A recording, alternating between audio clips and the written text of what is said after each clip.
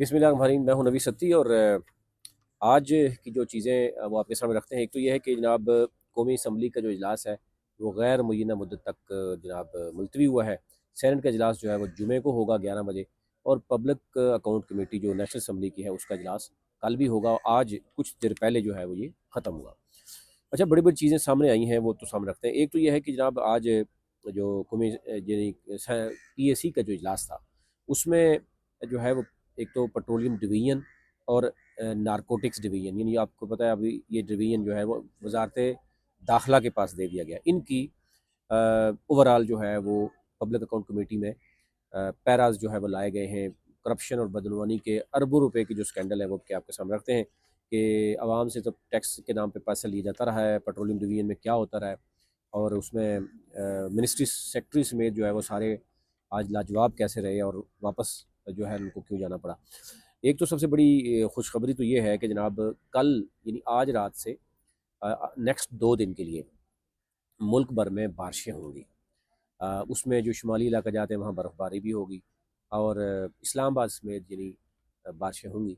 लेकिन ज़ाहिर है कुछ भी कहना कबल वक्त, रिपोर्ट अलबत्ता जो है वो है, और उसमें तमाम इदारे भी कहा जा रहा है कि वो तैयारी में है, और ये बताया गया है कि बारिश होने को है। अच्छा जी, दूसरी बात जो है, जो अहम चीज़ थी वो जनाब ये थी कि जनाब एक तो ये मैंने बताया कि दो जो नारकोटिक्स डिवीज़न और वज़ारत यानी पेट्रोलियम डिवीज़न की आज ऑडिट रिपोर्ट्स जो सामने आई है तो उसमें बड़े इंकशाफ हुआ है। अरबों रुपए की गेम जो सामने आई है। इसके साथ साथ आप अंदाज़ा कर सकते हैं कि आवाम के साथ जो कुछ हो रहा है वो आपके सामने है। गरीब नौजवान, गरीब जो है बेचारा रोज़गार से भी हाथ धो बैठ रहा है। पेंशनर जो है वो यानी पीट रहे हैं, उनको पेंशन नहीं मिल रही। बहुत से इदारे जो तनख्वाहें नहीं दे रहे, लेकिन कुछ इदारे ऐसे हैं जो अभी भी जिनकी तनख्वाहें जो है सुनेंगे। चेयरमैन नेपरा जो है और उनकी मेंबरान ने अपनी ही तनख्वाहों में यानी 20 से 22 लाख तक का इजाफा किया है, खुद ही, बगैर किसी, उनको किसी की ज़रूरत नहीं है पूछने की।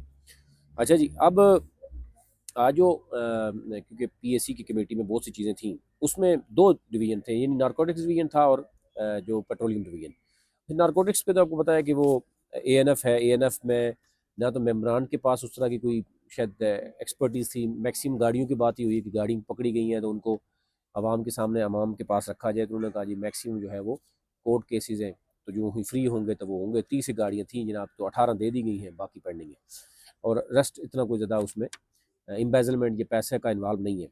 लेकिन दूसरी तरफ जो है वो अगर मैं देखूँ तो इसमें जो ये बताया गया उसमें ये कहा गया कि जनाब जो पेट्रोलियम डिवीज़न है उसमें तो बहुत से सवालों के जवाब जो है वहाँ की जो लीगल टीम है, फिर नैब, FIA सारे खामोश रहे। फिर मामला उन्होंने कहा जी कि SIFC के पास कैसे चला गया।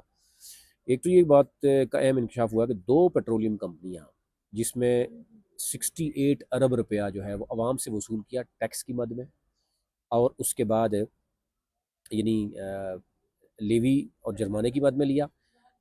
68 अरब रुपया उन्होंने यानी उनसे वसूल नहीं किया, और वो 2 कंपनियां, उनमें से एक बड़ा इंकशाफ ये भी हुआ कि जो सेक्रेटरी साहब हैं वो, आपको पता है कि ये तो एक बड़ा आसान हो जाता है कि मैं कल आया हूँ, परसों आया हूँ, तरसों आया हूँ। उन्होंने कहा जी एक कंपनी बाइको जो डिफ़ॉल्ट कर गई थी, उसके बाद उसने नया नाम रखा संजीको के नाम से, और वो आ गई और उसको फिर पैसे देने शुरू कर दिए, और पहले ही 68 अरब रुपये जो है उनसे वसूल नहीं किया जा सका, जो कि अगेन आपको पता है कि लेवी की मद में और जुर्माने की मद में ली जाती है।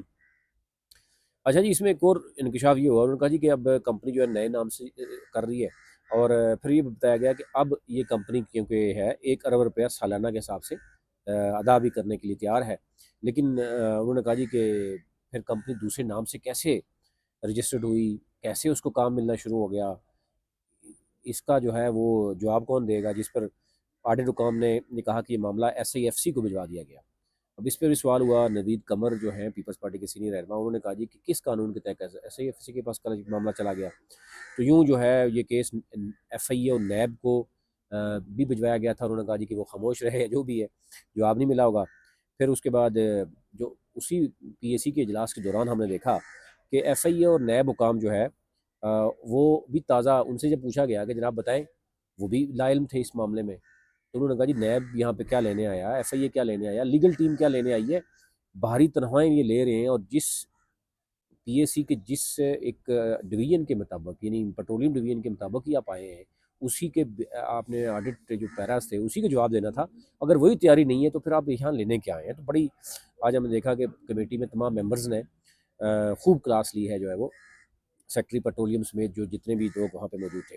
लेकिन एक चीज़ देखने के बाद अफसोस ये होता है कि ये मुल्क का सबसे बड़ा अकाउंटेबिलिटी का इदारा समझा जाता है, यानी पब्लिक अकाउंट कमेटी। तो यहाँ पर जो मेंबर्स हैं वो भी फार्म 47 वाले हैं, कुछ तो कुछ और भी मामलात हैं। और ऐसा लग रहा है कि ये कमेटियाँ शमेटियाँ जो है ना वो, और इतना बड़ा फोरम जो है वो कभी बेबस नज़र आता है कि वहाँ पर लीगल टीम कहती है हमें भी नहीं पता, नैब कहती है हमें भी नहीं पता, मामला कहीं से कहीं एक शख्स की ईमा पर, यानी जो आपको पता है कि पावरफुल असल कहानी कहाँ से शुरू होती है, कहाँ पे ख़त्म हो जाती है।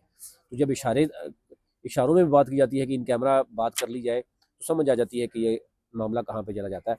एनी हो, आगे चलते हैं जनाब।